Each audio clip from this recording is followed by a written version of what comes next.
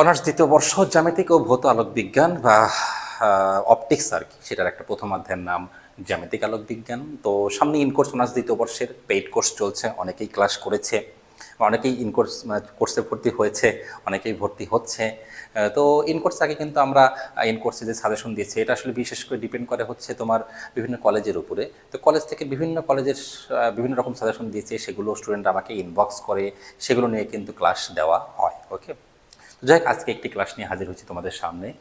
জ্যামিতিক আলোক বিজ্ঞানের একটি প্রশ্ন, একটি লেন্স বা একক লেন্স অবর্ণ বা বর্ণাপেরণ, অবর্ণ বা বর্ণাপেরণ এর শর্ত, বা একক লেন্স কখনোই বর্ণাপেরণ দেখাতে পারে না বা কোন শর্তে দেখাতে পারে না, এরকম একটা প্রশ্ন। মানে একক লেন্স কখনোই অবর্ণ হতে পারে না, ঠিক আছে? মানে একক লেন্সের ক্ষেত্রে ত্রুটি কখনোই হতে পারে না, এরকম একটা বিষয়, একটা প্রশ্ন কিন্তু। হ্যাঁ, তাহলে প্রশ্নটা আমরা একটু দেখি। হ্যাঁ, আর যারা কোর্সে এনরোল করতে ইচ্ছুক তারা কিন্তু অবশ্যই হোয়াটসঅ্যাপ করবে কিংবা পেজে ইনবক্স করবে। তাহলে প্রশ্ন নাম্বার কি?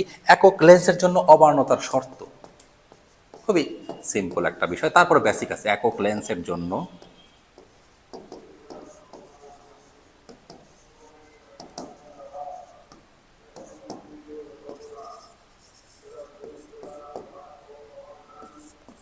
কখনোই অবর্ণ হতে পারে না। কোন শর্তে? আমরা শর্তটাও পড়বো এবং কখনোই হতে পারে না এটা কোন শর্তে, সেই শর্তটা আমরা পড়বো, ঠিক আছে? একটা লেন্স, একটা একক লেন্স। তো এখানে যদি রেড লাইট পড়ে,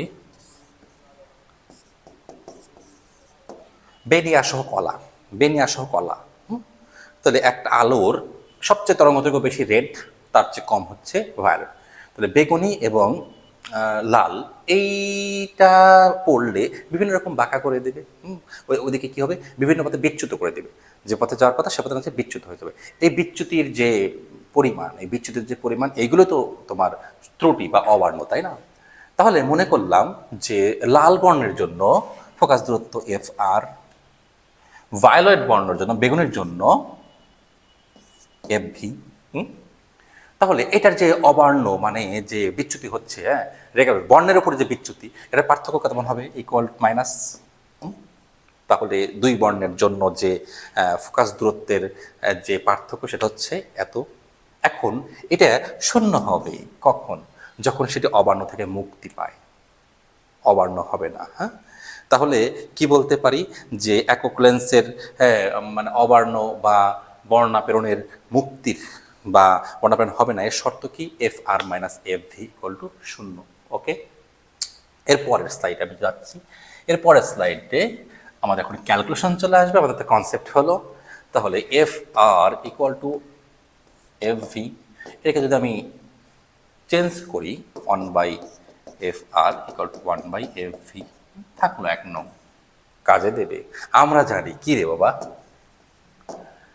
1/F equal to mu minus 1 minus 1/R2। Lens প্রস্তুতকারকের সমীকরণ।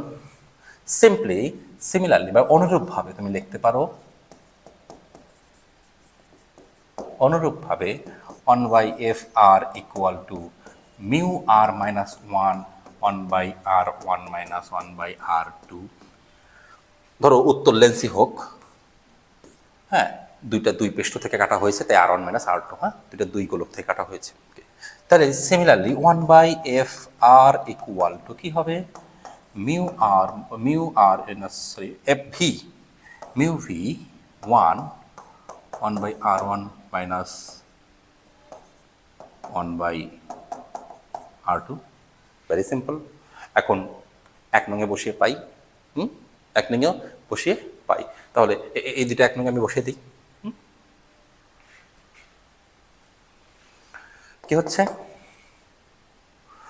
মিউ আর minus 1/R1 minus 1/R2।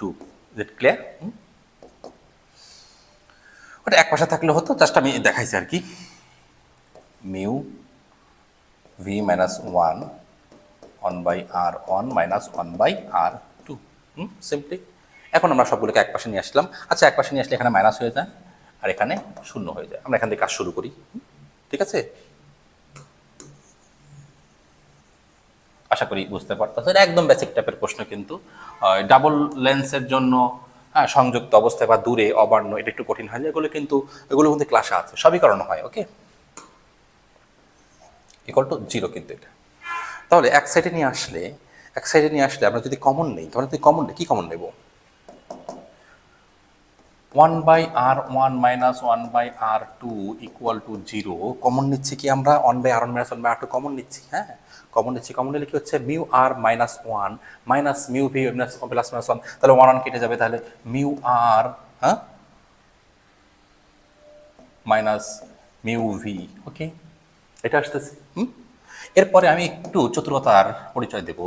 Mu আর minus mu V, mu minus 1 এটা দ্বারা ভাগ করব, আর এটা দ্বারা আমি গুণ করব, তারপরে r1 minus r1/r2 equal to zero লিখবো, আমরা। এটাকে কি বলে? বিচ্ছুরণ ক্ষমতা। লেন্সের কি ক্ষমতা? বিচ্ছুরণ ক্ষমতা। এটাকে বলে ওমেগা। আচ্ছা, আর এটাকে কি বলে? এটাকে বলে 1/f। প্রথমে লিখেছিলাম 1/f into 1/f equal to zero. That means অবর্ণর শর্ত কি? এইটা। যদি বলে একক লেন্সের অবর্ণর শর্ত কি? এইটা।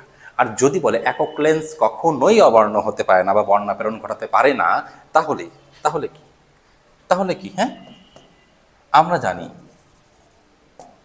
Omega not equal to zero. একটি লেন্সের বিচ্ছুরণ ক্ষমতা কখনোই শূন্য হতে পারে না। সেই শর্তে হ্যাঁ, যেহেতু omega not equal to zero, তাই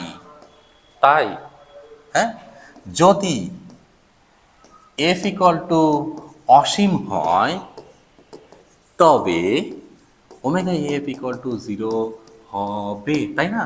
এটা জিরো হতে পারে না, তার কিছু মান আছে। তাহলে এটা কিভাবে জিরো হবে? এই সমীকরণটা এফ এর মান অসীম হতে হবে। সামথিং ডিভিশন অসীম মানে কি? শূন্য। হ্যাঁ, সামথিং ডিভিশন ইনফিনিটি মানে কি? শূন্য। তাই কিন্তু বাস্তবে F not equal to infinity এমন কোনো লেন্স নেই যার হ্যাঁ বাস্তবে সম্ভব একক লেন্স। বাস্তবে একক লেন্স কখনোই হ্যাঁ একক লেন্সে F not equal to infinity. অতএব একক লেন্স কখনোই অবর্ণ হতে পারে না।